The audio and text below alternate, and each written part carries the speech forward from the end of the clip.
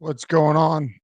I'm your host, Tools and Tactics, and this is Robert and Tools with Souls. What's going on? Not much. How are you this fine day? Well, in about What's going on? 30 to 45 minutes, I have to go do an inspection, actually, release some power for some commercial buildings. So they're Aren't you replacing a lucky? disconnect and a meter, and may God be with them because I haven't seen anything right all day. I started off the day, I walked into a tutoring kind of school, right? Uh huh. Behind another inspector, which is beside the point. And he had his notes, and I was going off the notes. And I try to stick to the notes, right? If you don't want to override another inspector, it's not fair for the contractor, and you don't need it in the office, right? It's just not a good thing. So I didn't. and there's a sink here, and there's a water fountain over here, and there's a single receptacle on the countertop. No way. And the thing with single receptacles is that you can have a single receptacle that's a 20 amp, but only what's up, Stephen Ott? Uh, and everybody, Charlton Zimmerman, Justin Richards, Budsville, Preston Mathis, and everyone else in here. What's going on? So, single receptacle, you can have a single receptacle on a 20 amp breaker. You can't put anything else on that circuit. It's dedicated pretty much. You can't put a another 15 amp receptacle off of it or anything like that. Fun fact. So I see the single receptacle and I see it next to the sink and I can't help it. It's not part of my notes, but I can't help it. I go to plug my GFCI tester into it and the contractor, whoa, stop. That's 240. And I was like, whoa, what do you mean it's 240? Like, what are you talking about? Right. And he's like, no, that's 240. And I'm like, it's a 20 amp, 120-volt receptacle. What are you talking about?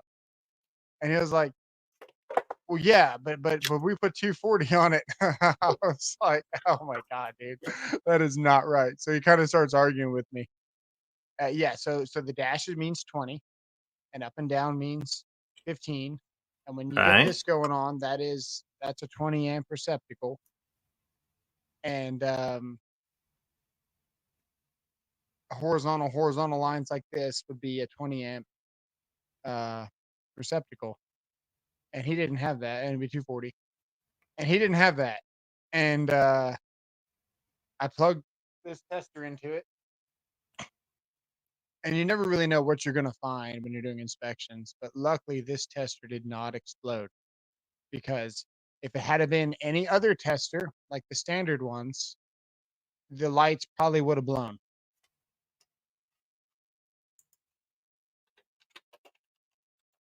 So let's see here. As long as it doesn't exceed conduit fill, it's fine. But most will say just run THHN. So THHN is a insulation rating or insulation Yep. type. And yeah, you can run THHN. You can also put Romex in conduit, underground. Just it's got to be rated for the wet location. Yep. So one of the biggest things to remember when running conduit in a raceway is that wherever you install the raceway, you install it outside, you install it in a freezer, wherever you install it in, the interior of that conduit is considered whatever area you installed it in. So if you installed it on a roof, the interior of that conduit is a wet location. You install it in your attic, that's a dry location. You can put Romex in there all day. That's basically how you do that. The interior Right. of your raceway is considered whatever location you install it in. You install PVC outside, got to put UF or THWN. Wet would be the W. Absolutely. Charlton Zimmerman says my inspector allowed short runs of Romex less than 4 feet to be to feed a dryer, washer, receptacle on a basement block wall. Had to be fastened. Oh, okay. Because subject to physical damage. So that's open to interpretation too, man. You look at Canada, they have a lot of Romex exposed as they go into their panel, right? You've seen that before. Yes. I think I've seen it before in the United States too, in basements on YouTube. See it a lot. I've seen There's it a one little channel closer right than the now, basement. particularly that's up and coming. They seem to be installing SER outside, Mm. which is just beautiful. I guess you can do it in some states. He said our state allows it. Well, so much for National Electric Code, right? Our state Yeah, allows it. forget it. What they really mean is the inspector doesn't say anything. Yeah. What's up, President?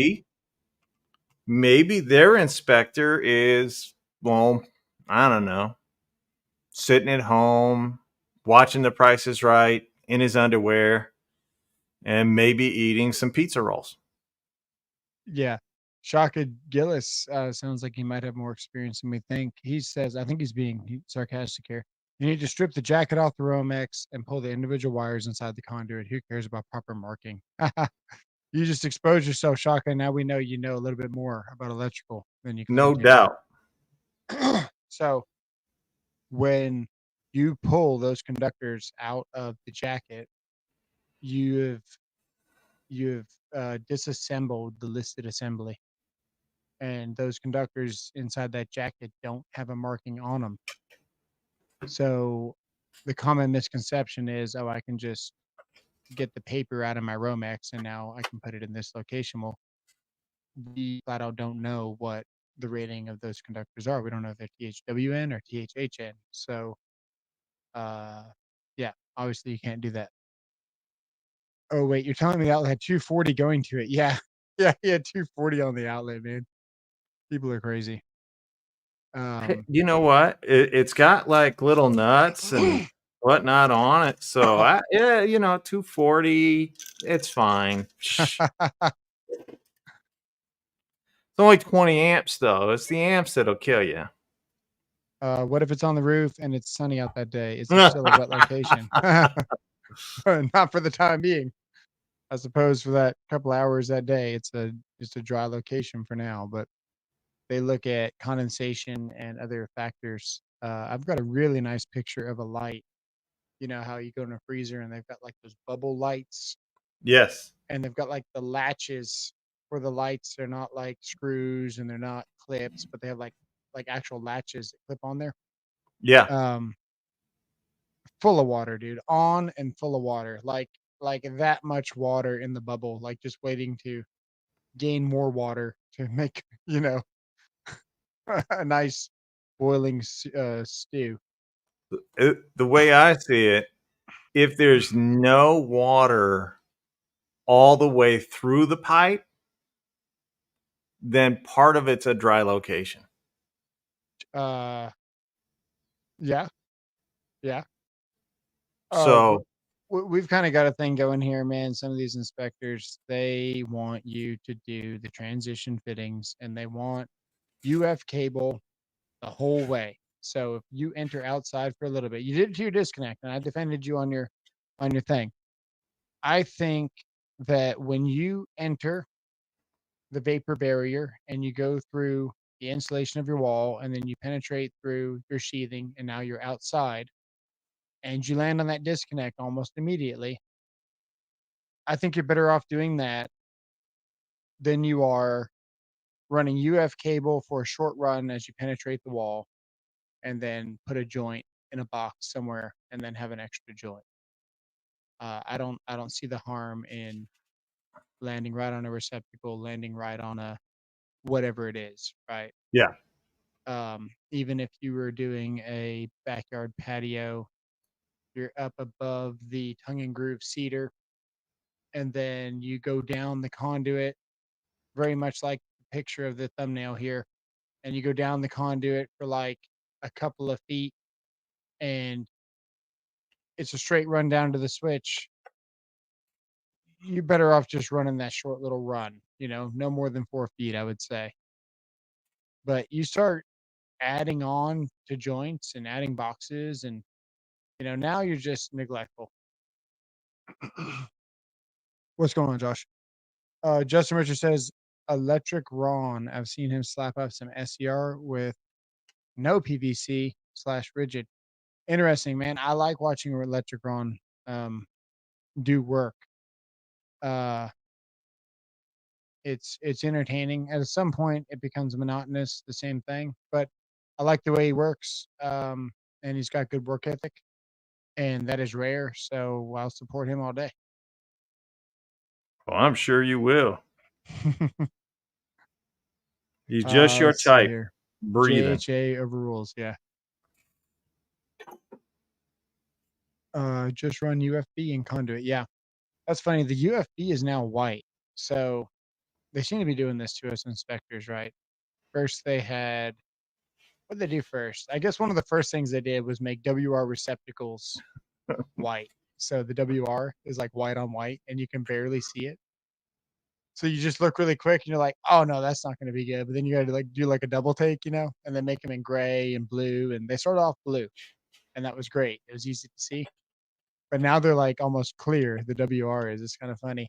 Then they started putting black shutters on the tamper-proof receptacles.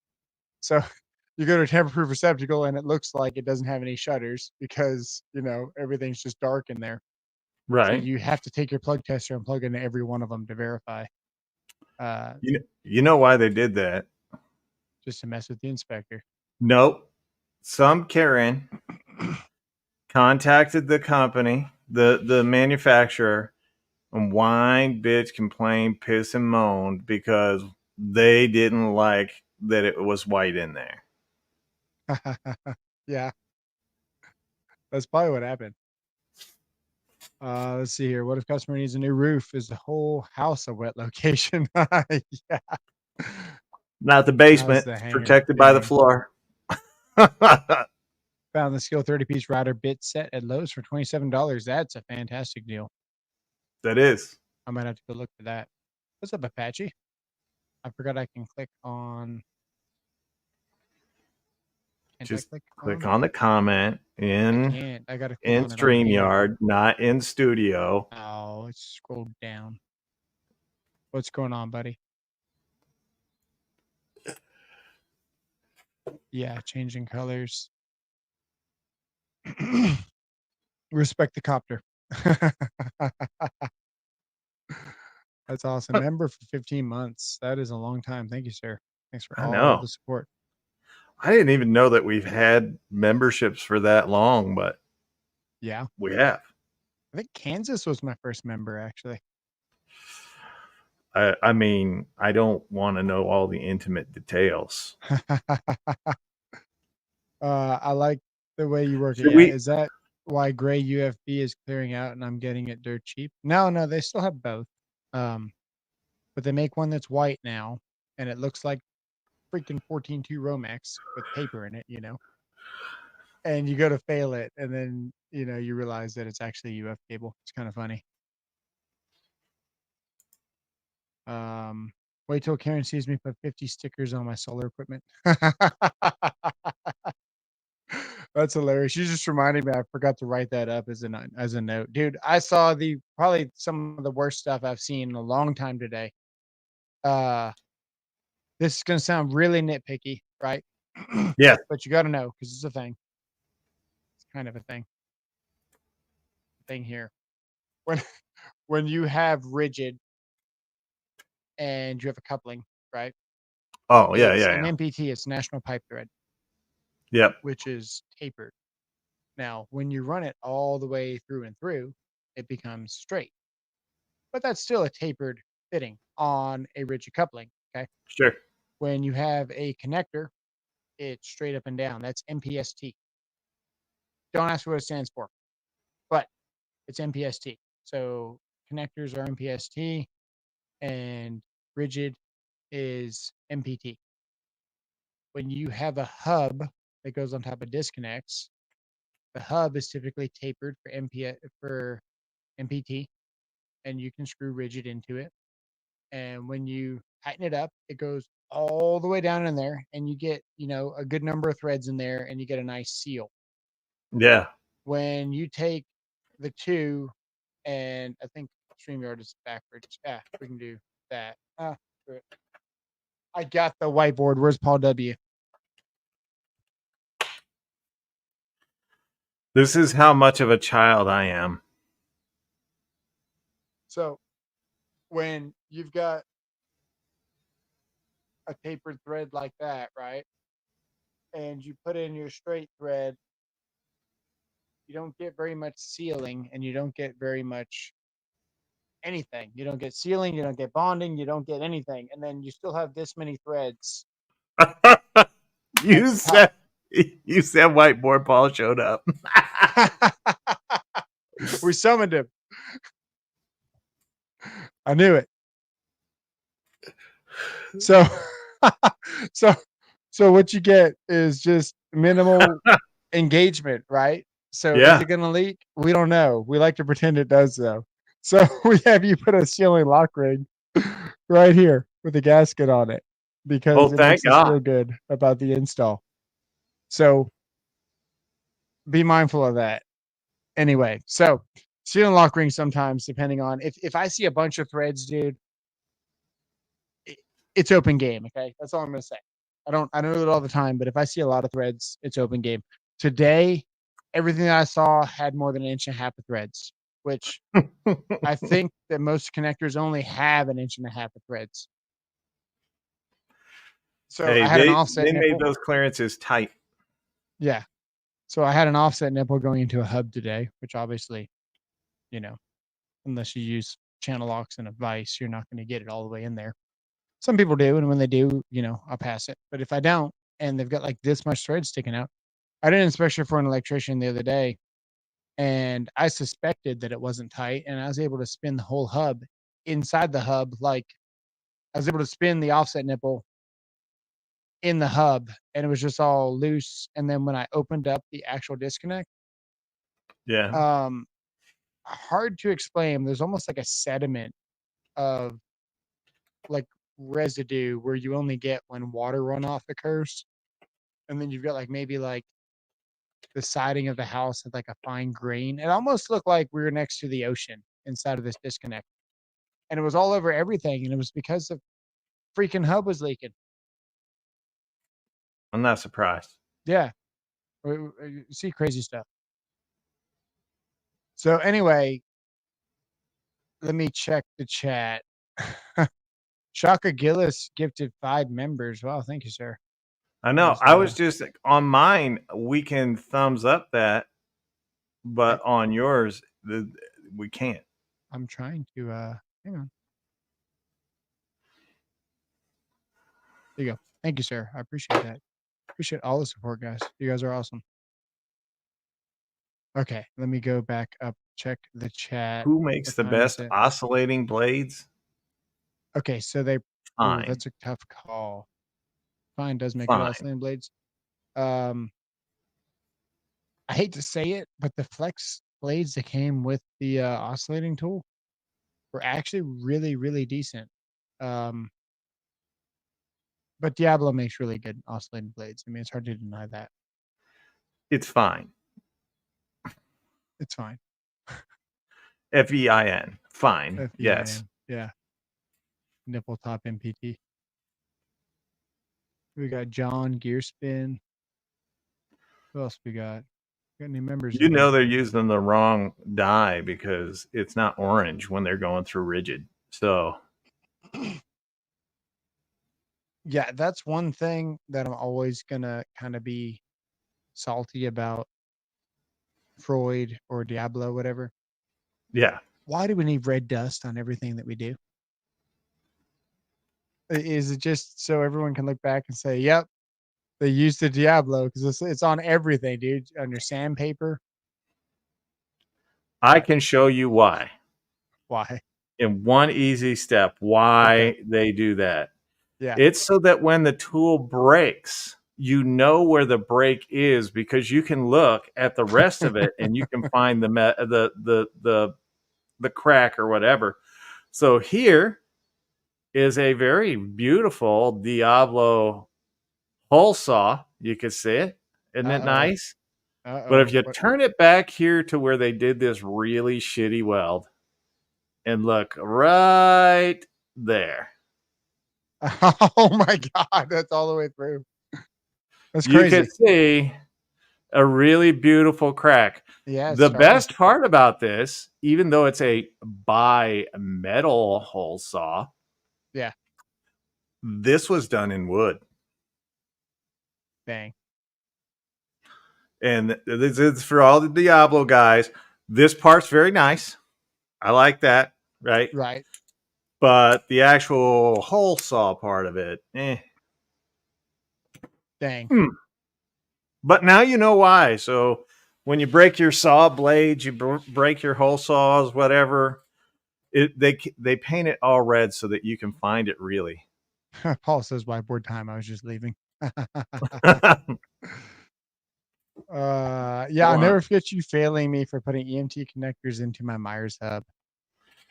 It's because you didn't follow the EMT rules. I'll have you know, I should go get one because I've got a Myers hub. So I went to dealers and I spent $100 of my own money to try to get this pushed through in the office. And what I found is that a Myers hub has a taper, and oddly enough, a rain tight connector from Bridgeport, I think, or whoever, also has a taper. And you can get that thing enough momentum like this, and it will sail into that Myers hub with one turn, okay, all the way down. Yeah. But they don't list those connectors as tapered. So I lost the battle because they're not listed, even though they're definitely tapered. Now, when you take a regular EMT connector and you try to tighten it, it's not a good time. So we decided if you can get that thing sucked all the way into a Myers hub or all the way into a hub, and there's very minimal thread showing, um, we're gonna keep it moving. So what you're saying is, and if I understand you correctly, is you done you done did it to him, and you didn't need to do it to him. And then move the goalpost. Maybe it depends on how much was showing. Yeah, yeah, that's what happened. Okay, so let's see here. What's up, John? John Spitzley. Um, Bridgeport RT2 will screw all the way into an Arlington Myers hub. Yeah, and that's good to go. I finally got the okay on that. It took a long time. Just like plastic bushings, I lost a battle on plastic bushings the other day, and this literally happened. Okay, I looked up I looked up the code in the requirements when you are number 4 or larger, Yeah. and I looked up the code on plastic bushings and all of the things. I looked in the 330s, I looked in the 300s, looked at the raceways, everything. And they all take you to each other. They all correspond with each other, right? And it says if you have equivalent protection, if it's an identified fitting, and if it's round, Yeah. then you don't need to have a plastic bushing. Makes sense. So identified is not listed. Listed would be listed for the purpose, right? It's got to be tested, all that stuff.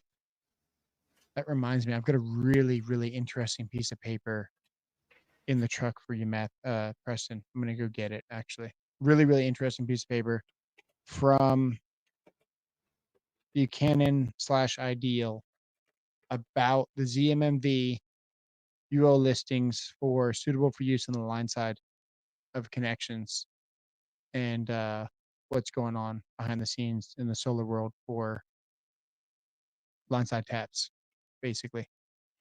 But so anyway, identified means we know what the fitting is, right? Not listed. It's just identified. It means it's not a piece of cardboard, right? We know it's a MA. We know it's a whatever it is. We know what fitting it is. I held the connector up. This is square, obviously. I held the connector up like this, right? Yeah. And another guy said, yeah, but that's not rounded over. And I was like, it's round. Like the code says round, not rounded over. Right. And he's like, yeah, but it's not rounded over like a bushing. And I was like, yeah, but the code doesn't say rounded over. It says round. I still lost. Anyway, sometimes you just can't use logic. I tried. You didn't try hard enough. I think you I gave don't up. know, man. These guys are ready to choke me out if I try too hard. We were looking at receptacles for kitchen islands and the requirements. And kitchen islands are getting really crazy. They're trying to push pop-up receptacles really hard. Right now, in the new code 23, there's only 3 options that we have for receptacles that are intended, that's the keyword, intended to be used on a countertop. So the first one is going to be that it's got to be a pop-up. It's got to be installed in the countertop.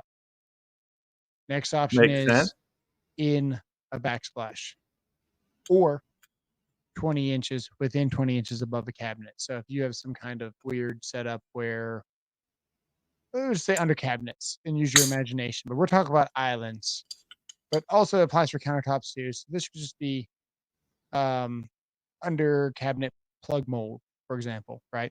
Within 20 inches is considered for use in a countertop. Your third option is to provide future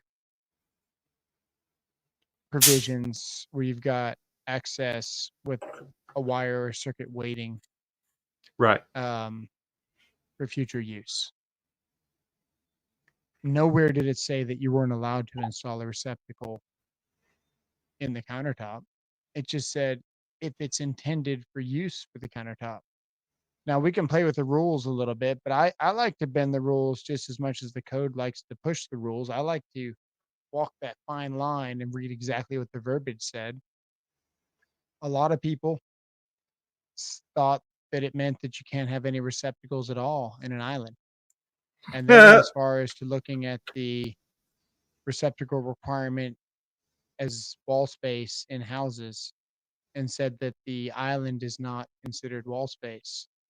And then they started saying that the peninsula hanging off of the wall is also not wall space because you don't want a receptacle for that. Now, the code used the word intended for the countertop. So obviously, if the receptacle is lower, it's not intended. If you install a receptacle high for your countertop, I'm going to say this. If you do install a receptacle high for your countertop and you do not provide a pop-up, an under cabinet plug mount, or future provisions, by de facto, you are intending that receptacle to be for the countertop because you have not provided one of the required 3. Sure. You can install as many receptacles as you want, as high as you want in the countertop. Do not forget to put a future provision because you're going to get sued. It's that simple. People are dying. People are knocking over crock pots. Children are crushing themselves. People are hooking on cords. 20,000 injuries in the last so many years. Of course, they pulled the data from 20 years and then applied it to the last 3. It doesn't matter. I'm just They saying. got lobbyists that are voting for this stuff on a 6-to-1 ratio of people that actually know what the code is versus people that are trying to push products in these Sure. meetings. But yeah, you have to do one of the 3 for the 23 code. Don't forget to provide the receptacle for future use, and not a receptacle for future use, but just the junction box, whatever. Put future on there. Put future countertop receptacle. I'm just saying, when I was a kid, 0 was showing. Oh, rip. Sorry, buddy. when I was a kid, um, you just kind of let nature take its course, and if someone got hurt or whatever, you just like, Who I does own remember. Linux? I Gosh. remember having like 15 different plugs plugged into the two outlets in the receptacle. It was fine. Let me see here. You guys are soft today. Your Who owns whole Spider? generation. Should we ask these people about the conversation we were having while I was in Walmart today? No, no. Maybe towards the end. Maybe. Uh, No. That's a cancel. okay, all right, all right. The lady and the lady that was standing next to me didn't. She didn't think much of it, but she didn't She say probably had her anything. own opinion. You should have asked her. I tried, but she wouldn't even make eye contact. I think she was What, afraid. what's up, Mitchell? Mitchell Young, what's going on? How many gallons of milk a week do you drink? I don't know. I don't know who he's They talking weren't to. talking to you. Perfect. Context is everything. He was asking Absolutely. Jonathan. Jonathan only uses it for his coffee. Nice. See, I got you. You did But get he me. was worried about his milk spilling all over the countertop and then going into the receptacle and potentially making him sterile. It was a weird conversation. What if something happens that we weren't ready for? Oh no.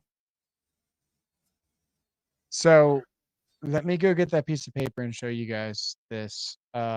Before I do, let me see what time it is. So Yes, we were, they are Charlton. probably ready pretty soon for power at this place. All right. We'll see. I do want to go get that piece of paper though, because it's good stuff. Uh, First, I'm going to draw this because I had this at 3 different jobs, All right. and even the best contractors are trying to educate me on it, which I thought was interesting. But I just stood back and I was just patient, and then still failed it. But anyway, You this didn't is what's call him going on. stupid? Now I did. you did.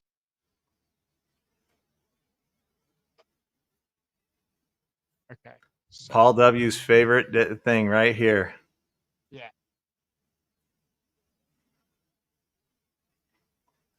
And the best part is that when he moves away from the mic, he rarely ever speaks up. So it's more difficult to hear him. Well, right now the mic is going to block my drawing, so I'm trying to figure out where I can be. Perfect, right there. All right, Simon, come on, let's go. I'm going to steal the whole screen. And it's even purple, just like Simon. I know my name is Simon, and the things I draw come true.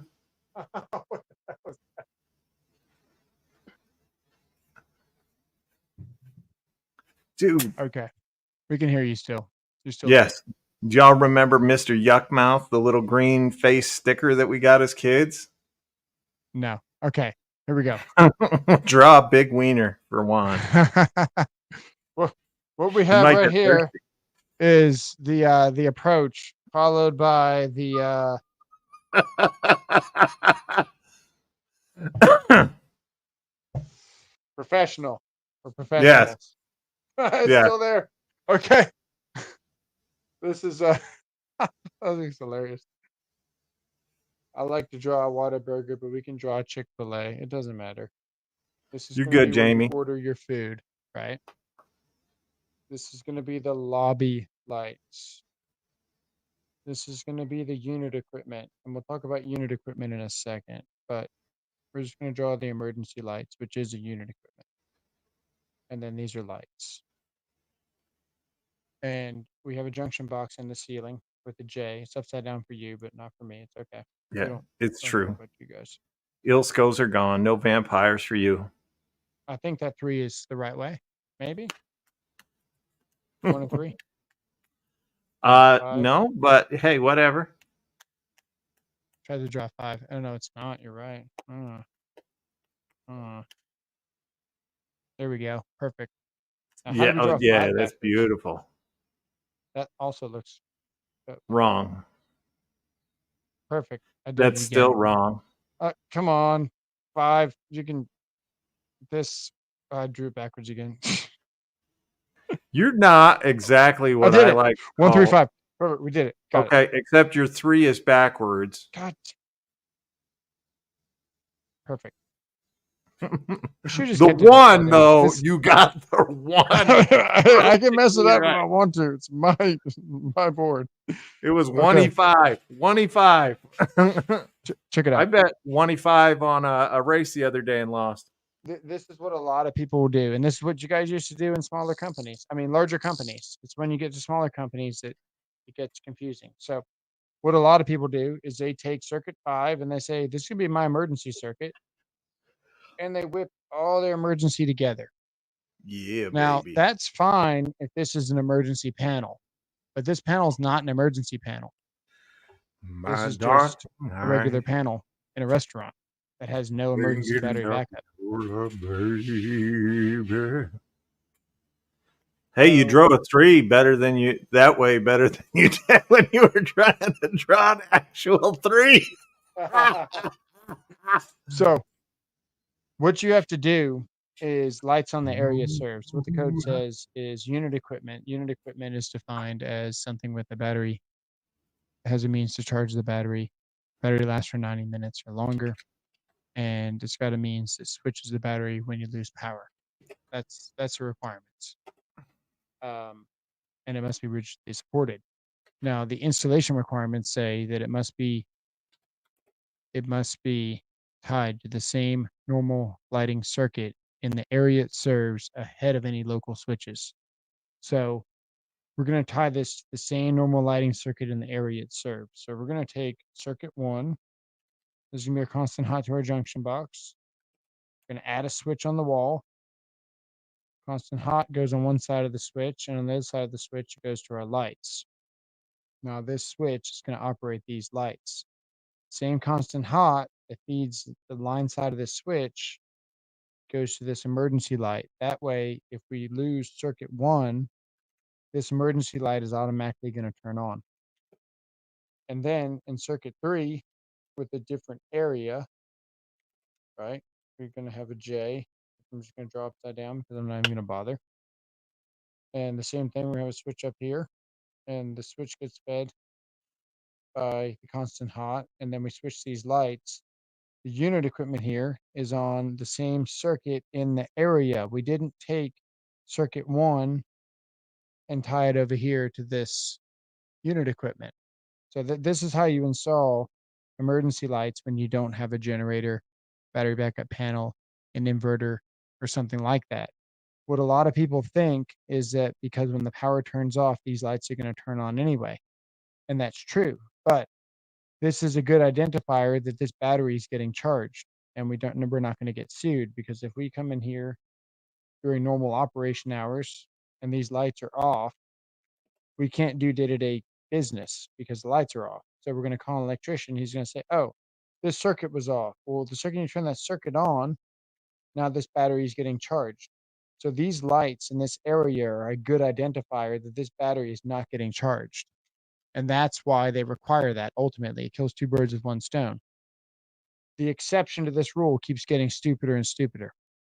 What they Yep. say is, it used to be if you have 3 lighting circuits in the same area, you're permitted to lock these circuits on. You can lock these circuits on, that way they don't get accidentally turned off, but you have to have 3 circuits in the area. Then the 2017 came around, they said you only need 2 circuits in the area. Then the 2020 came out and said you only need 1 circuit in the area. So it's getting less strict, and it defeats the whole purpose of what they set out to do properly. But that's the fix. You can literally just lock your circuits in the on position. That way they don't get turned off by an accident. That way your battery stays charged if you don't tie them properly or you happen to mess up. And then the same thing here. This is a really common mistake. When you take over a lease space, sometimes you might have like an awning or something outside of like a common area where you have a whole bunch of suite numbers. Just, suites. You got a store here, you got a restaurant here, you got something else there. That house light is the house power. It's not your suite power. So you got to add another emergency light or steal that house power light with the emergency backup and tie your equipment. That way we create a path of egress to get out of the building. That way when ambulance shows up, whatever, they have light, they can triage, they can figure out what's going on, and everyone can see as they exit the door, the landing for egress. So that's pretty much emergency lights in a nutshell. And almost nobody does it right. That's how you do it. Mm. Well, I'm glad we cleared that up. Now, the tens upon tens of people that are watching this will know. Perfect. Once we're done with StreamYard and it goes back on YouTube, man, we actually get quite a few people watching these lives. Well, that's good. It is good. Trying to get you back here. I actually put song lyrics in the chat. It was very good, and I don't think anybody noticed. Oh. I guess we don't listen to the same types of music. No Son, No Cry. Yep. It used to be No Woman, No Cry, but yeah, had to update it. I'm just having my ex-wife found the directions to the door without the lighted exit sign. That's awesome. How many emergency lights do you have at your house? That's what I'm saying. This is a commercial building, not a residence. Mayonnaise asked. Sing us, souls. Go ahead. I'm listening. That was a different song. I was singing. I think it was Luther. Because occasionally you want to get frickin' with a woman, and Luther. Mathis, that's hilarious, dude. Preston over here. So he's the line side taps will never be legal again. He went on about fault current testing. He's the final boss of inspectors. Respect where it's at, man. The dude is knowledgeable. I give him that. That's all I'm gonna give him though. Let me see. Let me get this piece of paper. It's pretty interesting. I'll be right back.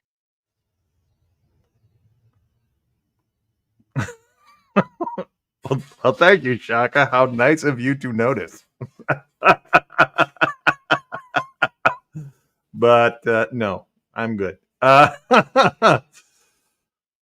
all remember my favorite song, sang by that illustrious recording artist, Snoop Dogg, called "Bitches Ain't Shit." It was actually the song that I played for my wife, my ex-wife, as we walked down the aisle. I'll just say, there. Oh, he just pees in his pocket. Bitches ain't shit but hoes and tricks. Lick on the nuts and suck the dicks. Oh, no, I don't know that song. It's time for Pee-wee's Playhouse. 3-phase and single phase. Hey, way to go, John. You're getting right on there. You're with it, Jamie, you know. Okay, let me make sure can't be. I mean, with your no... face, definitely beggars can't be choosers. This is what it says here. I'll read it to you. Hang on. Oh, okay. Thank you. I didn't know if you expected me to read it. It says all ideal customers. So this is from Ideal, and apparently they own Buchanan. Okay. What it says, the Buchanan B-Tap splice/type connectors meet the 2020 NEC Article 230.46 requirement for line side applications. So right now the question is, can you use insulation piercing connectors on the line side? What the code book says verbatim in 230.46 is the connector itself shall be marked. What we're running into is that these connectors themselves are not marked. They're not marked on the connector. And here's a little letter about it. So it says, this letter is being issued as a follow-up to the announcement letter stated 2923 related to the Buchanan B-tap slice tap connectors installed on service conductors from service equipment to the service point, excluding the service point being marked or identified suitable for use on the line side of the service equipment. We would like to make it clear to our customers that utilizing the Buchanan B-tap installation piercing connectors meets SR rating requirements based on the ANSI C1195 product testing conducted as an ISO 17025 accredited laboratory. So they're saying here it it has that, right? Oh, As part of the ANSI C19.5 evaluation, the Buchanan B-tap installation piercing connectors underwent NEMA ANSI C19.5 tests required in the UL LLC certification requirement decision for product category ZMVV Class A. Now, if you go to UL's website and you look up ZMVVA is how you're going to look up all this stuff. And I did the deep dive on this because what happened was I went to a job and they had the low profile new Buchanan connectors that I'd never seen before. right. Or maybe they were Ilscos. I think they're the new Ilscos. Mm, And we my caught favorite. wind, this was early on, that Ilsco was going to come out with a suitable for use in the line side tap connector. Um, so I thought that's what it was. So I was ready to pass the inspection. But the guy had the large ones installed at the time. And he also had the small ones with him. And I said, man, I think you need to install those. I said, I know those large ones. I've seen them for the last 5 years. Those are the same ones. That's definitely not the right connectors. Now, the Right. small ones, these are newer. I think this is what they're talking about. We were kind of across the board deciding this is the one that we wanted to see. And I told him, don't make me do the deep dive on this. Just install these and I will pass the inspection. Well, he started arguing. And I said, man, you're going to make me do the deep dive on it. Don't do it. Just put these in. I know the large ones aren't good. He kept going back and forth, so I did the deep dive on it. What I found out is that there is no connector that is an installation piercing connector that's suitable for use on the line side. We've talked to UL, we've talked to all the accreditations. There is none. What the code book says is they must be marked. So the physical connector that you attach has to say it on there, suitable for use on the line side. So we're going to continue on. It's going to say, however, we want to clarify that we have not yet performed this pertinent test in the UL accredited laboratory in order to obtain the same SR rating as part of Ideal's UL certification.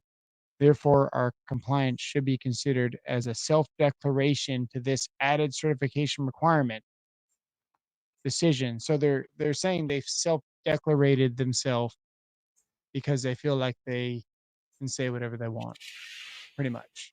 They haven't tested anything. They have self-declarated that they're suitable. This is about as good as nothing. Doesn't mean anything. Don't hand that to an inspector. Doesn't mean anything. Oh, good.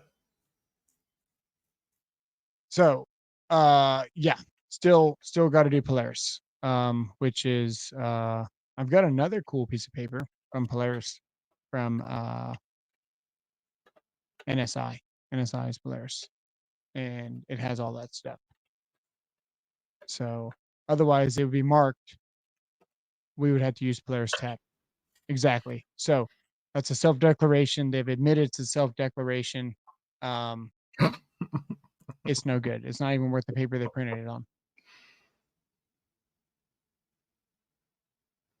I mean, it's nice of them to provide that. There's only two things worse than cleaning your own crap mess in a bathroom, cleaning someone else's crap, and worse, trying to understand code books. Dude, there's so much truth to that. Can I use a 2-port pass-through and just strip a section of the line so I don't have to use a 3-port? Yes. Yes, I believe you can. And I would say that's preferred. I got to tell you, when I first started seeing the Polarises come out, I thought, man, why is this superior if we're cutting it? And luckily, people are doing a pass through, so they're not cutting the line side and then putting the connector on and then doing like a little short piece right to the breaker and then tightening that down too. That's what I thought they were doing, but they're not. So this is what I thought they were doing. Whiteboard. I dropped something. Okay. So I thought if this was a lug, those are lugs. Oh, I are thought, those butt lugs? uh-huh. No. Okay.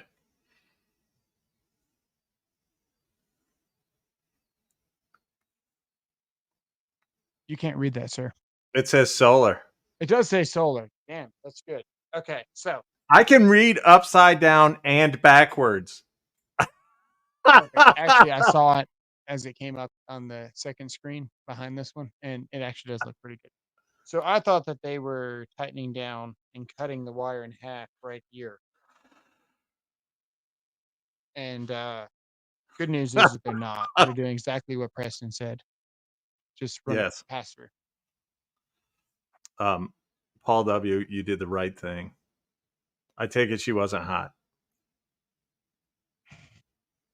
The only problem is that you have to have one size larger because of the installation. Can't use 2-aught rated Polaris. They are usually rated from like number 4 all the way up to 4-aught, I believe, or something. So yeah. And in case you're wondering, I took this information.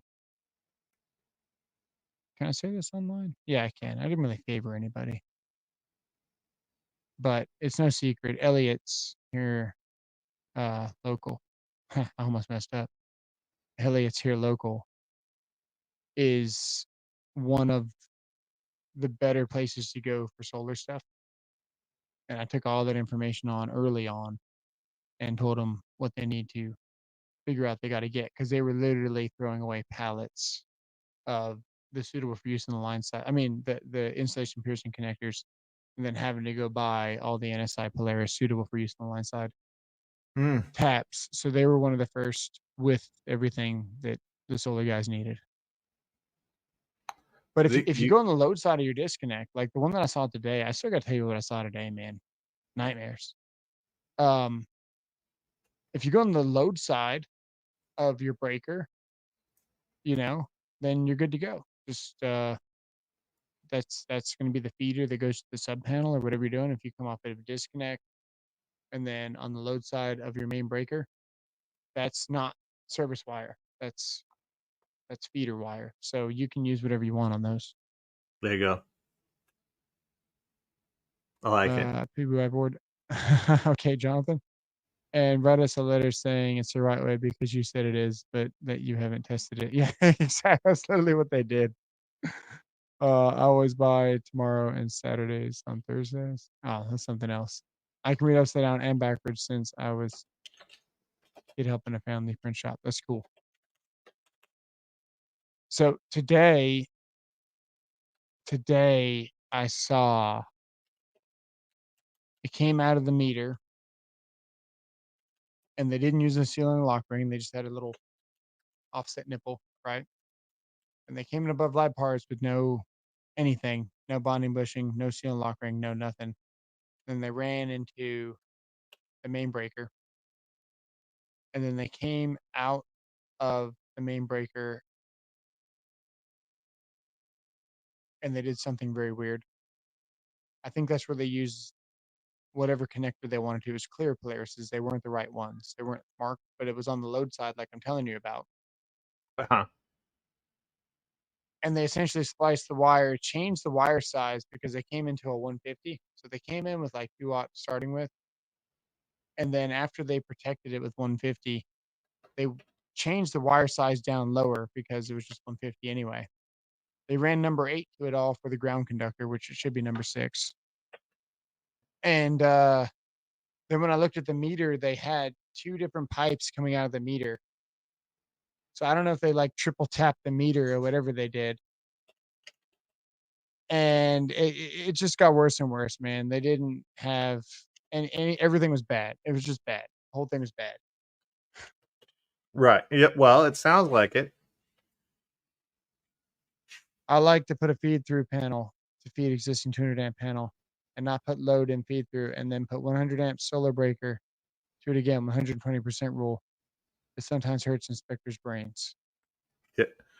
I like to Paul, are put a you feed through married? panel to feed For some existing reason, 200 I amp didn't think panel Paul was married. and not load in feed through. And then a 100 amp solar breaker, 120% rule. So if your bus rating, I don't know what the bus rating on that is, but in general, what he's talking about, the 120% rule, you're going to take 120%, multiply it by your bus, and then subtract it from your main breaker. And that is the size that you're allowed to install for your solar. So in this case, if he's got a 200 amp bus, you multiply it by 120 and you get 40. And then you subtract that from your main breaker. Or you don't get 40, you get whatever you get. Then you subtract from your main breaker. You can put a 100 amp breaker. Yeah, that checks out. Perfect. By the way, I just turned a new one on your a new saying in your comments section here. Uh-oh. Somebody said they were tired and they need to get up for work tomorrow, and I said spank it in your blanket. Spank it.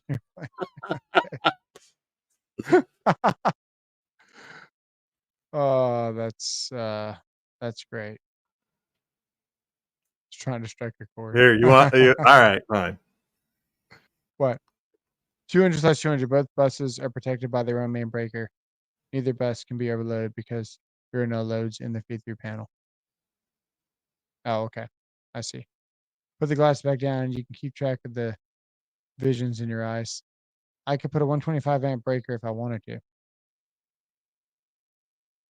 I have to call you sometime so we can draw that out because I'm trying to wrap my head around it.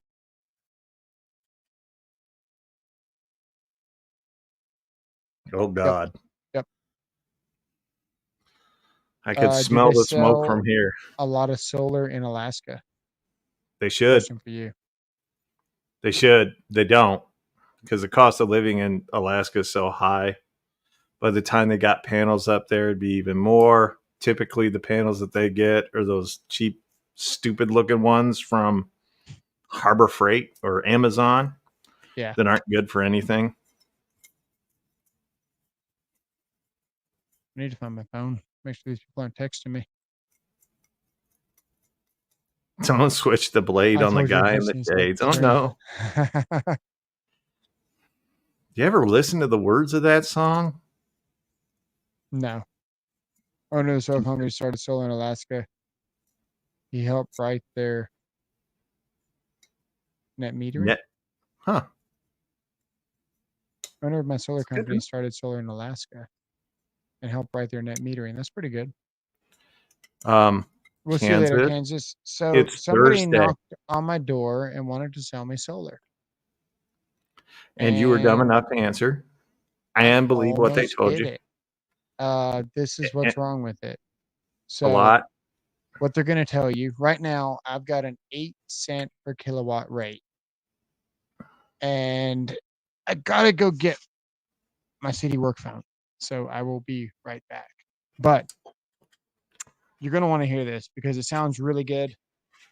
And it's not so cut and dry. He's going to tell you he doesn't like solar for whatever reason, but it almost makes sense. But there's a couple of reasons why you don't want to do it. I'll be right back.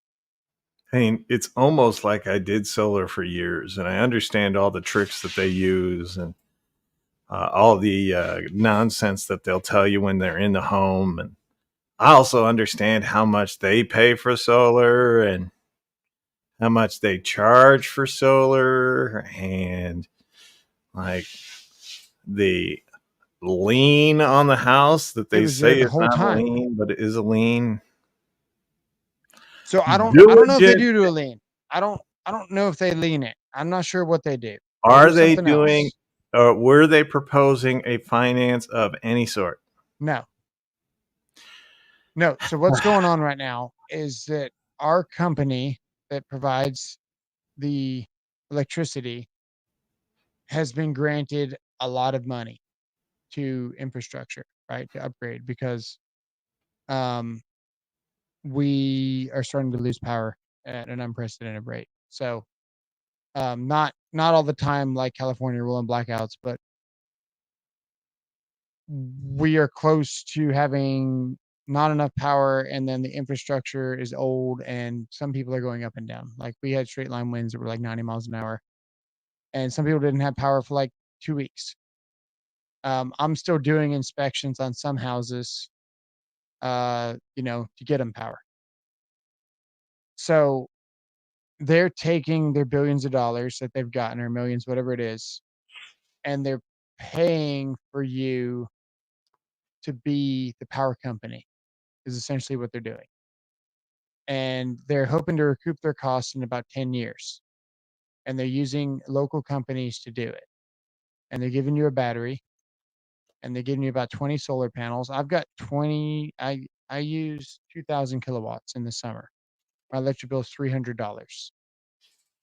Um, I haven't upgraded my windows or blown in more than 10 inches of insulation. I haven't done soffit vents. I've got ridge vents, but I can stand to get a little bit more efficient before I pull the Yep. trigger on this.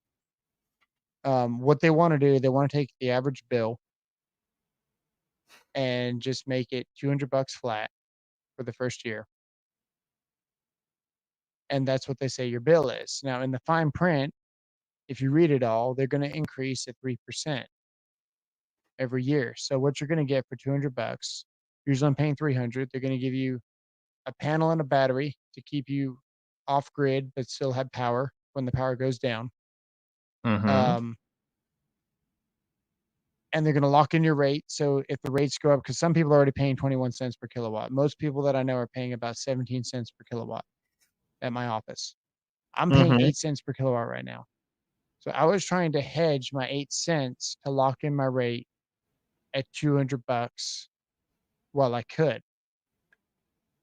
If you look at the fine print, this compounds by 3%. It's not 3% for every year. So when I first looked at it, I was like, okay, $200 is going to turn into 206. The next year it's going to be 212. Next year it's going to be 200. You know what I mean? Yep. It's not like that. It's compounding. So it's 3% of 206.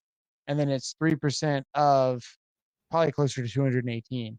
And then it's 3% of 237 or whatever it is. And that's 3% of, so I was working out like in 10 years, it was going to be $260 and I was going to get a battery. Now they guarantee 90%. They guarantee 90% offset for 25 years. They guarantee all the output. They guarantee to work on it. Um, we are essentially the power grid for a little bit of the neighborhood and ourselves. They're working on a program to where if you still have power, your neighbor doesn't, you can feed them power to their fridge or whatever.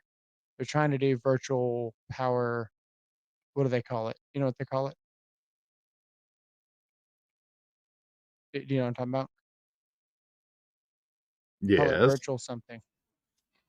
Yeah, we used to call it buyback, but it's not buyback because, first of all, when you're grid tied, any overflow electricity that you have automatically goes back onto the grid. So it ain't doing shit other than what it's doing now. Well, we've got a battery, so it should be tying back to the battery. That community Once your solar. battery is full, your charge controller switches it over and you're back onto the grid. Right. Yes, that's true. So then you're feeding the grid for anything over and above what your batteries aren't using. And you're Exactly. only really So using your batteries at night. And because you're grid tied, you still have electricity coming in from the grid, whether or not you want it, need it, or not. You still have it there. right. Right. And So you're not gonna be without power. It sounds good, but you start looking at the nitty gritty of it, and It's got some downfalls. The 3% is the biggest one for me. Um, in about 10 years, they recoup all of their cost. So then the next 15 years, you're making them money and they're taking 3% of your money. So right now, if you took 3% every year of, how did it all work out? They're pretty much going to make about $30,000 just on 3% is what it adds up to be. If you invest that money yourself, you would have 30K. Um, virtual grid. Yeah, exactly. That's what they call it. So they're pushing a lot of that. Lie. I'm not ready to do it yet, but I feel like I should hedge my 8 cent per kilowatt. They knocked Okay. on doors, dude. Yeah. Yeah. So look, here's how you eliminate this. Texas has one nuclear power plant. If they had two, just two, Right. Texas would be fine. Right. And then all they'd have to do is update the existing infrastructure that's there. That's just two. Right. We'd only need another 3 or 4 total nuclear power plants in the country to run the country.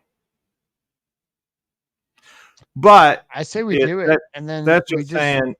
But that's not going to happen because the commies won't let us do nuclear.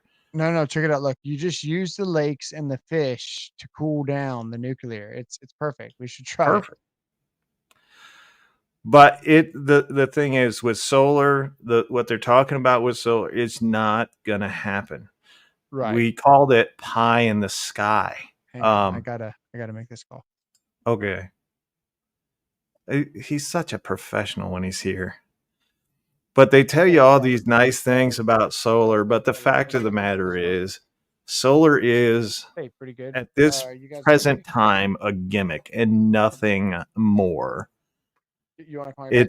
It's just bull. And the Okay. so the degradation on your solar panels is great.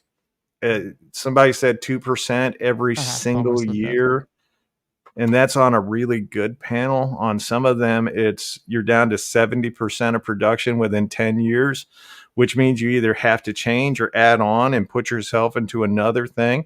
Plus, you've got the failures of the microinverters or Right. your optimizers. That's going to have to be changed. Most of the solar companies that are this is an honest to God stat. You guys can look it up right now. Within the next 3 years, 50% of every solar panel manufacturer will be out of business and replaced by someone new. That's So what I'm all of worried your about. solar panels, That's my biggest all, worry.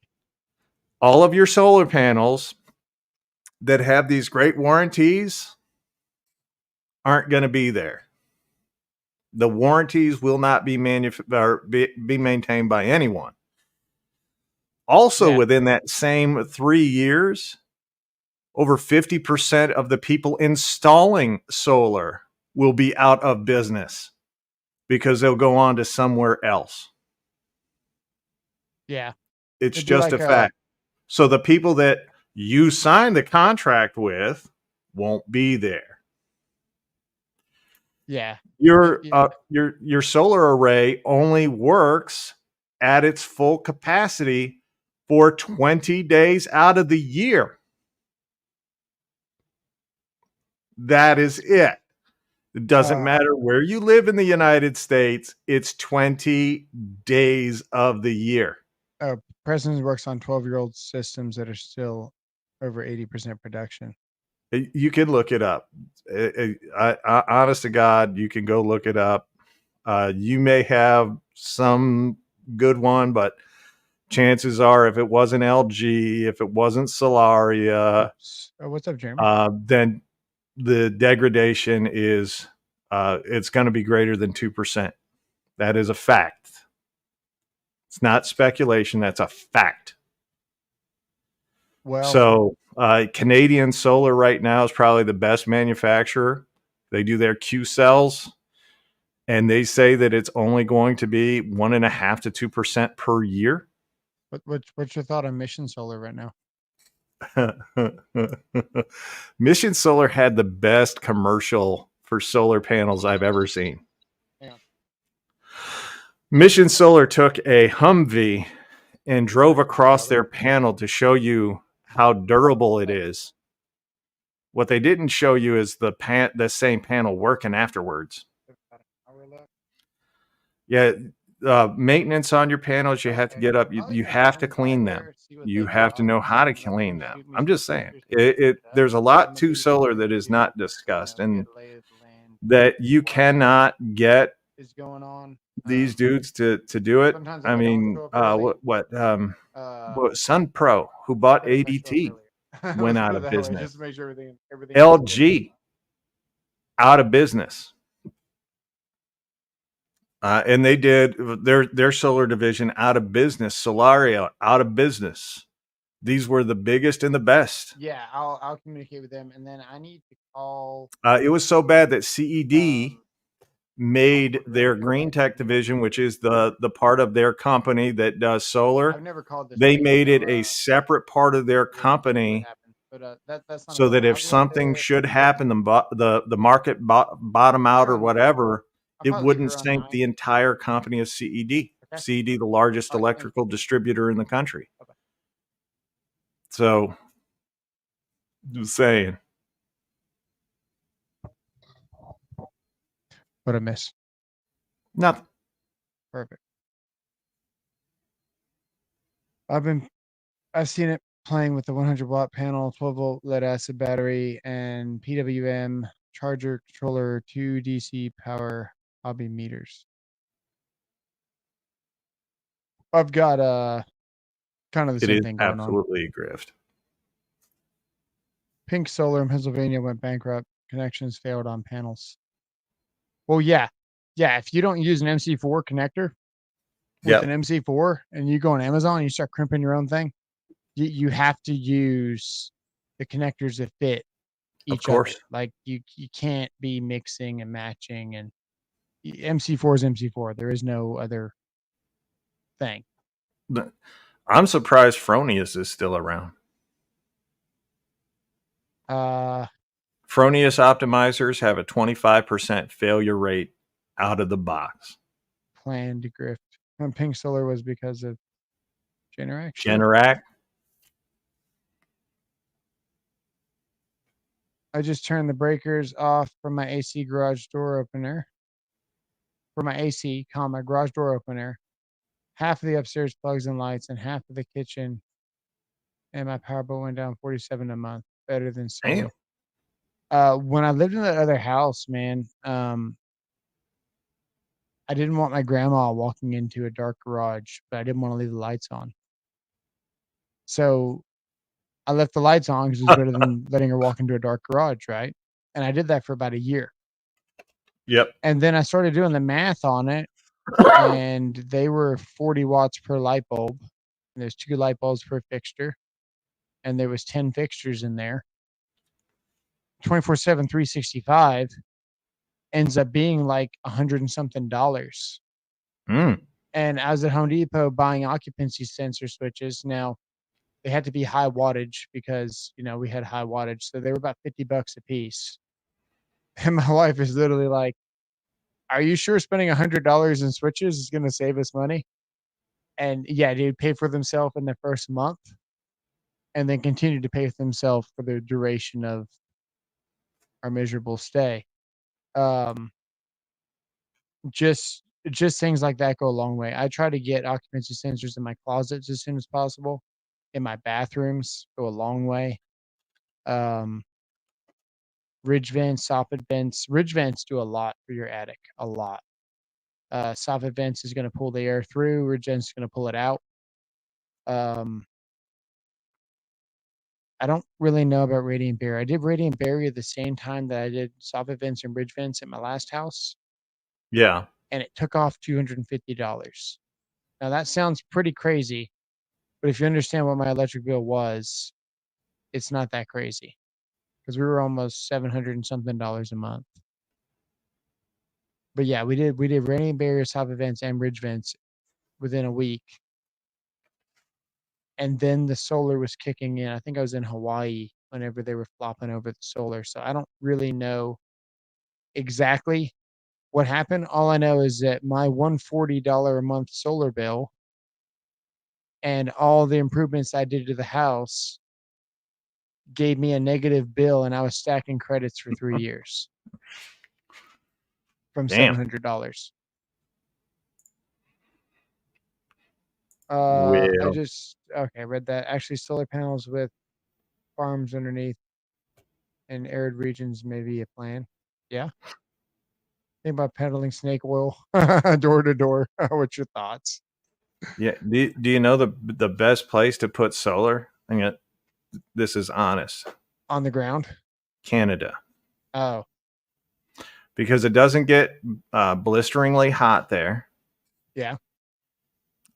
Plenty of open arid land, so you could literally the whole northern half. Only 30% of Canadians live in the northern half of Canada, so you could put basically the entire whole of Canada under a big solar array and produce energy. Yeah. Yeah, we could do it. Let's take over Canada. Let's do it. It'd be easy. I'm good. I met Canadians.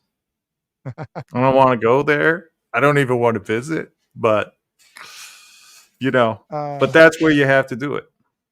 houses should breathe if you don't want those mycotoxins. Yeah. So what Preston said, he's got unvented, and there's a lot of houses that do that. And now you actually have to take outside air and vent it directly into your air conditioner because houses are so tight. You literally take 100-degree air and suck it into your AC and mix your air because the houses are so efficient. It's pretty crazy. Um, holy cow! I get pissed when the electric bill's more than $100. Yeah, we moved from Hearst from a mortgage of $700 with insurance, right? Yeah. We moved over here. The mortgage was 1,600, and then when I got the solar, I rolled it all into the mortgage. I rolled the 140 because they balloon pay me, right? Like, oh, your bill's Of course. 140, but if you don't give them the tax credit, your bill goes from 140 to 320 in the next year or two, maybe 2 years, I think. So I just rolled it into my mortgage and refinanced, dropped a point and a half of interest, and saved like $144,000 paying for the solar itself by doing that. And added, actually, we didn't even add, we actually took off a little bit of the payment and then added more into it, but the payment lowered just because of the interest rate. Yeah. Sent you a picture diagram of my feed through panel I was talking about.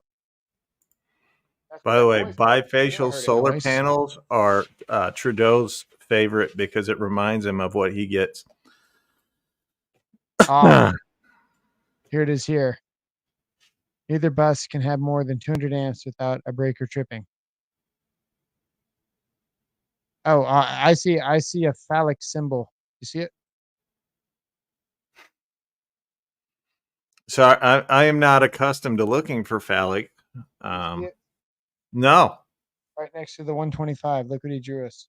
well, I don't see it. All I see is the top of your phone. Well, that's because Oh, I see. okay. So what do we got? We have a Solar meter panels going to a actually do 200 amp better in the main, fall. 125 amp solar breaker, Fall and winter. 200 amp existing, 125 amp solar. I'd look at that. Neither bus can have more than 200 amps without a breaker tripping. Oh, I see what he's saying. Yeah. Yes. Yeah, I thought you were talking about a backfed breaker. Yeah, you can have two 200 amp panels on that. 125 amp solar breaker though. Well, that is a backfed breaker. I still got to think about that.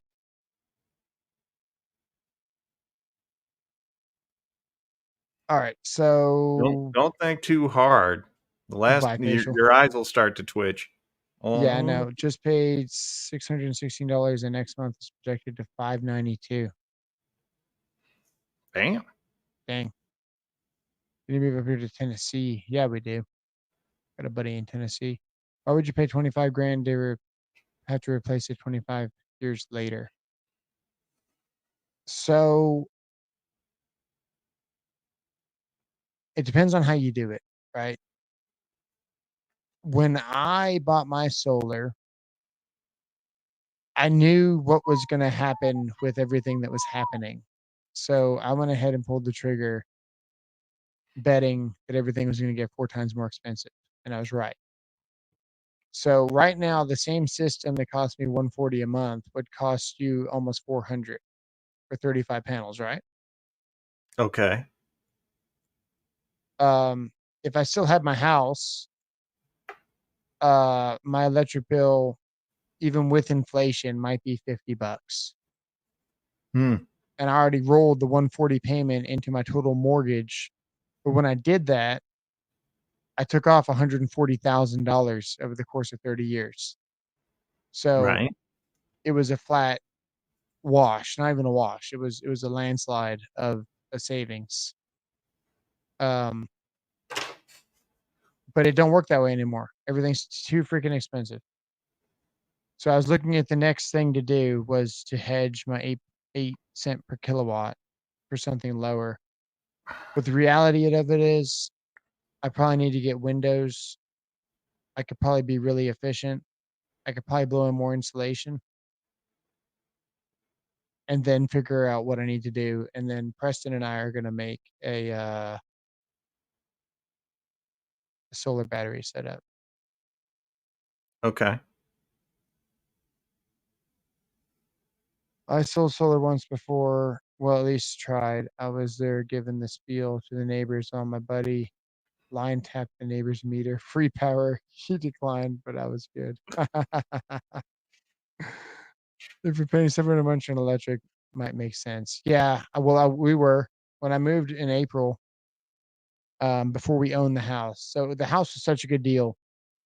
We put 10 grand into it before I owned it, which is really risky.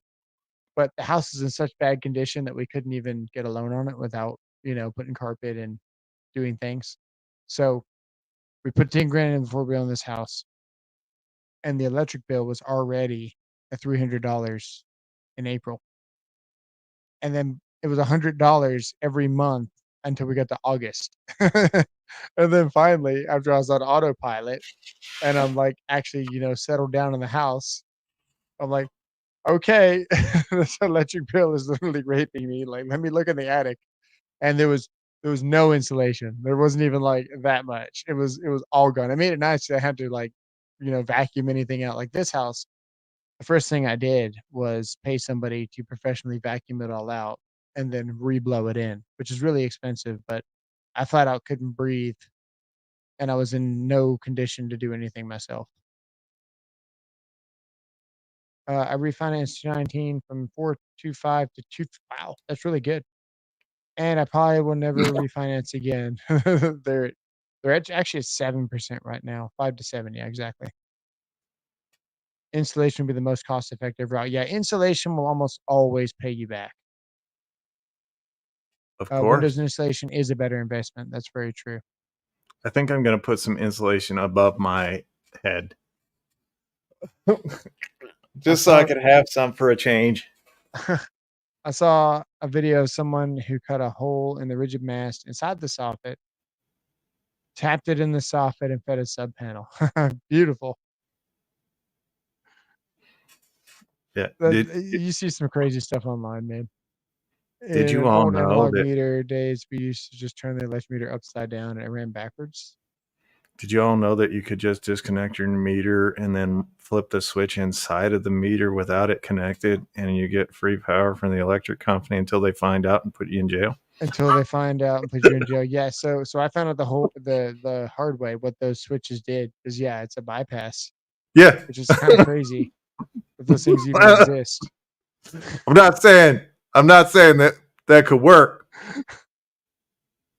It's actually, I don't even think it's 72 in here right now. I think it's Colder? probably like 68. Oh man, that's nice. That's Yeah, pretty I funny. mean, considering that today was what was it when we talked to you, 102, 104, somewhere in that neighborhood, Yeah. and it never got above 84 degrees in my garage, which that's impossible here. But yeah, it's doing well. Yeah. I found out they were bypassed when I got shocked from too hot cold about my ankle. Oh man, that sounds pretty bad. When they disabled that, dude, this heart right here in YouTube like makes it impossible to read the comments. Like you can't read the last. It's so dumb. Why do they You do that? you do know where they don't have that, right? Is in the StreamYard studio. The tiny screen. I've got a cracked screen on my phone, and It's I a have to butt push crack. really hard on the phone to make buttons work. Oh, And it's not even worth trying. hmm. You should probably just get that fixed. Probably. I mean, what'll get fixed faster, the phone or your wife's tire? So when you have ADHD, it takes a minute to get things moving, right? Yeah, Uh, I think I told you this, or maybe we talked about it live last time. I don't remember, but I was filling out the form for the ADHD, and a lot of the options were like not at all. So it was like, yeah. how often do you fidget? And it's like often, frequent, sometimes, and not at all. And I'm going down the list, checking all the boxes. And I was filling it out like if I wasn't on medicine. So she was like, "Oh, we might need to put you on a higher dose." And I was like, "Oh, wait, let me redo that. I didn't know you wanted me to do it when I was on medicine." And I went back and I got it. And I'm reading all the boxes again. And I only moved like 3. And I'm reading this as I'm going down the list of like, all the things, do you fidget? Do you interrupt people? Do you finish people's sentences? If someone's busy, do you interrupt them? Um, do you lose things? Uh, do you have trouble completing fine details on tasks? Do you have trouble starting things, And and looking at some of the options is not at all. I'm like, when the hell is it not at all? Like, what kind of paper is this? This thing is rigged. It's like, not at all. You guys are funny. So they were going normal people, right? Yeah, Not at all. You all the time. yeah. But I couldn't even imagine. I was like, what is this not at all? That's not even an option. What are they even talking about? Here's what I'm saying. Sometimes you and I will have a conversation. We're in the middle of the conversation. You will start talking about something else It happens. and act like we're still talking about the same thing. Perfect. Thanks for letting me know. And I just like, he's on that shit again. Oh, it's great. I'm just saying, like, I have Alzheimer's. I don't lose things that often because I learned how to put stuff back where I got it, like Oh man. when I was a child. And then I know how to listen to people. It's ironically enough one of the biggest issues I have on YouTube is people not knowing how to listen. Yeah. Uh, you know, I'm just saying. I don't Jimmy, finish other people's sentences. I actually sit there and wait for them to finish. dang, that's a concept. So Jamie True says, "What if driving ground rod and hit bedrock at 4 feet?" So you can actually bury a ground rod 30 inches deep. When you encounter rock, you can drive at 45 degrees, no more. For me, whenever I hit bedrock and I'm at about, 40 inches, what I usually do is dig down the rest. So you might have like, 5 feet in there or so, sticking out of the ground. And I'll take a bender and I'll bend a 90-degree bend on it. I'll get my sharpshooter and I'll dig down. So the rod's doing this shape here.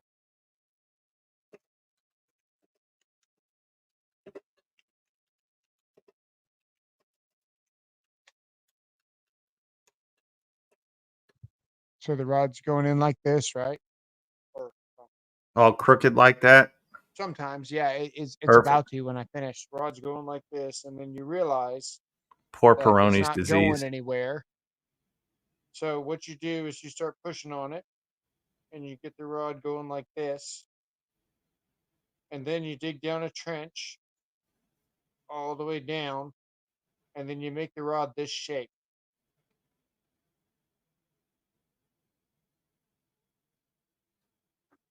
like that. I just put it in front of the thing. So it almost looks like an S because you've 90'd it up, but you've laid it flat in the ditch. So if this is the ditch, that's what it looks like when you're done.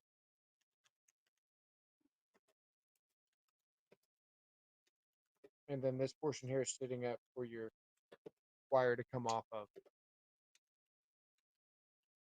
Except this is probably more of a harder angle right there.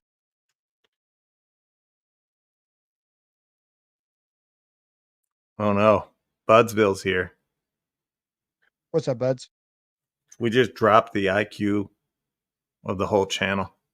Oh, audio low. Yeah, I was yelling at the microphone from 5 feet away.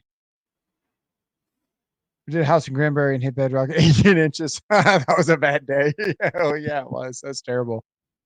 Um, so you can take a ground plate, man. Ground plates are probably where it's at when you stop and think about it. Ground plates don't have to be that thick and they don't have to be that big. And they work just as good as ground rods.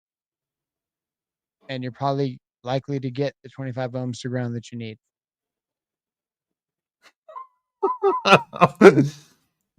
Notice how Dave did not Did mention. Sancho change his name to Bedrock and why is Shaka on a bender? Notice that Dave made no mention of the LDS, but did the LSD. I That's know which funny. one I would have gone with on that occasion. It would probably not been LSD, Dave. I'm just saying. Bedrock was 6 inches, but I found one soft spot. Nice. I was wondering if my volume is F. That's pretty funny. What's going on, Dave? Tell the wife you need a new concrete pad for a building. Hook up to the rebar. Yeah. So the requirements of a UFER would be 20 feet long, encased in concrete in the foundation. Can't be in flat work. Got to be in foundation. You can do half-inch rebar. You can do multiple pieces tied together with tie wire to form 20 feet. Or you can do an extension of the concrete encased electrode where you can already have the 20 feet of rebar as part of the infrastructure of the footing, and it's half-inch. You take a listed direct burial clamp suitable for direct burial where you can pour concrete on it, and then you run your listed clamp with number 4 wire off of that minimum.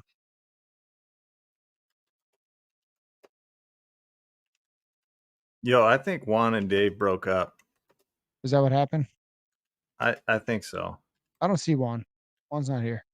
I know. That's what I'm saying. Oh, yeah. All right. I'm going to go drive to this job site and I mean, it's only 9 o'clock. probably going to take the Mustang.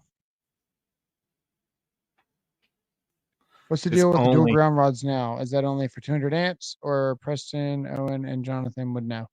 So, 2 ground rods. What the code book says about ground rods. I'll let you If know, you George. have a grounding electrode would be U for not building steel, U for cold water, anything like that, right? That's actually considered a grounding electrode. What the code says is you must supplement it with one or more, or whatever it is. One of them, the option is a ground rod. So we're going to drive a supplement ground rod. If you can't prove less than 25 ohms, you're required to drive an additional ground rod. A lot of cities don't give you the chance to prove 25 ohms or less. They just make you do it. So the requirement of 2 ground rods is just based on someone's ego, and then you're kind of stuck agreeing with everyone else just because that's what everyone does. I don't enjoy it. If someone has a meter, I've gone to inspections where someone's had a meter. They've shown me. Good to go. I've gone to inspections where the homeowner was flat out crazy and had no idea what ground rods did. And I was telling him that they could drive a ground rod on this side of the garage because there's a little patio and they had very little amount of dirt. And they needed to run wire above the garage door motor and then go to the other side of the garage where all the grass was. And this dude started pitching a bitch. And I was like, you know what?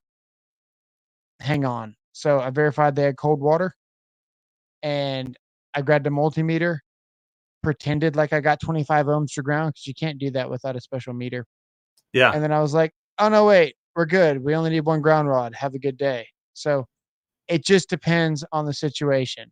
But in general, you only need 1 ground rod per code unless you can't prove less than 25 ohms. I put 10 around.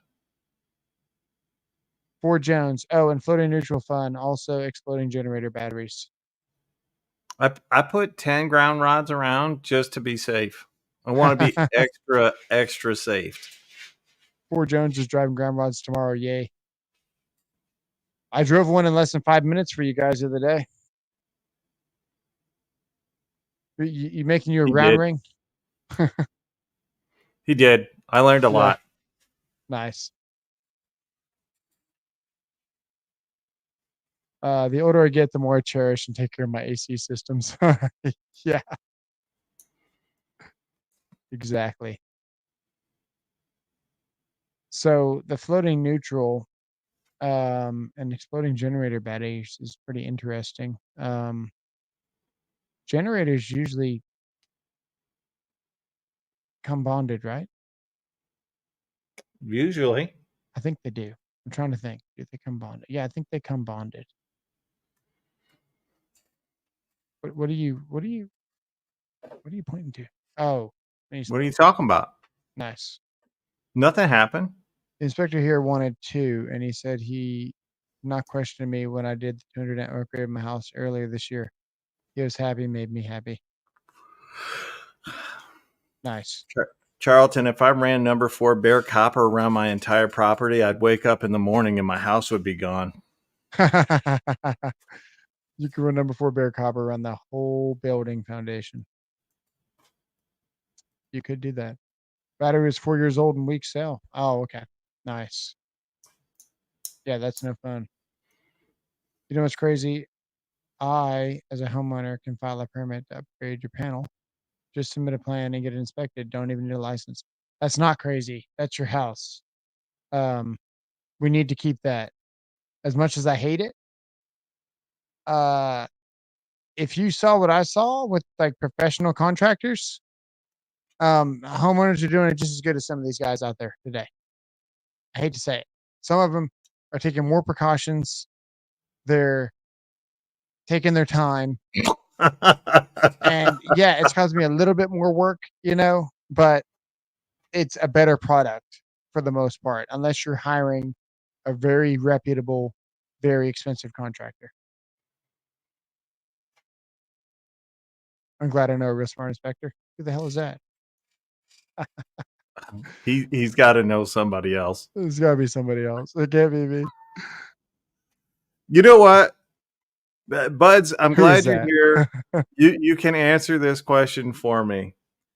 Are you called Budsville because you're an alcoholic, or because you smoke weed? I gotta know.